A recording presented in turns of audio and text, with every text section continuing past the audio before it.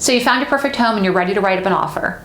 And when you go to do that, you realize there's a whole lot of different terms and parts of the contract that you need to make decisions about. And an appraisal contingency is going to be one of those. So what is an appraisal contingency, and do you need to elect it?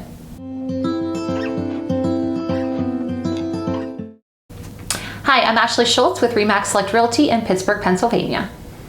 All right, so today we're going to dive into the nitty-gritty about the appraisal contingency. And I do just want to give a disclaimer that this is specifically related to Pennsylvania's appraisal contingency addendum. It may differ from state to state, so if you are watching this from another state, I would just check with a local lender or realtor for details about what the appraisal contingency means there and how it works, because this, again, is going to be specific to Pennsylvania. All right, so what is the appraisal contingency, and do you need to elect it? Really, at the end of the day, the answer is it's up to you. When you are buying a home, and if you are obtaining mortgage financing for that home, the lender is going to require that you get an appraisal. The appraisal is going to be done by an unbiased third party who goes out to the home. They're going to be looking at things such as condition, neighborhood, the comps in the area that have sold recently in that specific neighborhood, also square footage, taking measurements, and just, again, gathering all the information that they can to compare it against the recent sales in the neighborhood. They're going to use all that information and make adjustments to determine what the appraised value of the home is. Now, the appraised value is determined by the appraiser, and that is what the lender is going to use to let you know how much of a loan they're willing to give you. So if you're buying the home at a certain price and it doesn't appraise for that price, the bank isn't going to give you the loan for the purchase price, they're going to give you the loan for the appraised value. So the appraisal contingency is going to come into play in this particular situation if the home does not appraise, and making a decision about what you want to do if that happens down the road. So in Pennsylvania, our appraisal contingency addendum was updated over the last year to reflect some of the changes that were happening in the marketplace. And now there are two options that you can elect from whenever you do fill out this form. So basically at the top of the form, you're going to put what the minimum value that the home needs to appraise at. Typically, you're going to put in the purchase price. If there's a different minimal value you want to write in there, you can, but most often we see the purchase price written in there. You're stating that you want the home to at least appraise at the purchase price to move forward with the sale. Below that, there's going to be two different options that you can choose from as the buyer as to how you wish to proceed. So option one is the actual contingency. Option one says that if the house does not appraise at the purchase price, you as the buyer then have the right to terminate the sale at that time and typically receive your deposit monies back as long as it's within the terms of the contract, the timeframes listed above, and all of that.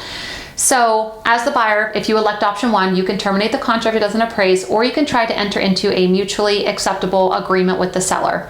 So for easy math, let's look at it this way. Say you're purchasing a home and the purchase price is $200,000, but the house only appraises for $195,000. Either you as the buyer can come up with that additional $5,000.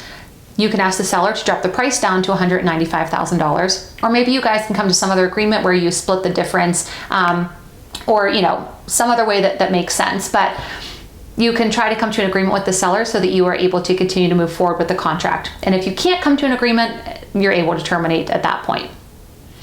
Option two is where you essentially are waiving your right to terminate the contract if the home does not appraise. You as the buyer are saying that you're not looking to terminate, you're not looking to renegotiate, you are willing to accept whatever the appraised value of the home is and move forward. And in doing so, you are willing to either bring the additional funds needed to close for whatever the appraised price is versus the purchase price, and that you are willing to adjust your loan amount if need be in the mortgage contingency section of your contract to be able to continue with the purchase, or to change the loan to value ratio so that you can continue with the purchase as well.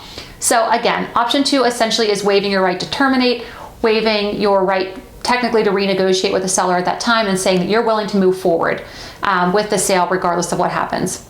Obviously, option two looks like a lot less risk to the seller. So if you are looking to be competitive in a multiple offer situation, option two is something that you may be willing to do or might be wanting to consider to make your offer look stronger. However, you have to be prepared for what happens if the home doesn't appraise for the purchase price at like a pretty significant amount. So say for instance that you're buying it at $200, it only appraises for $180.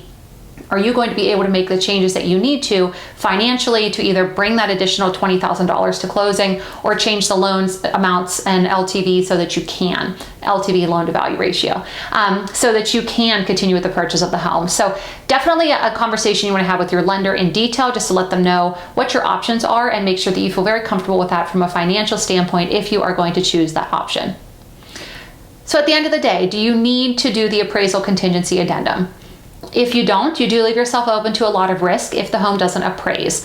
If your agent is feeling very confident that it will appraise, if you don't really feel that there's an issue with that, I mean, it's ultimately up to you at the end of the day what you want to do with that. So this is just some scratching the top of the surface education that I wanted to give to you. Obviously not super in-depth, but just to give you some strategy behind why you might want to use option 1 or option 2, what that means to you as a buyer, and just having a better understanding of those options whenever it comes time to write up a contract on a home.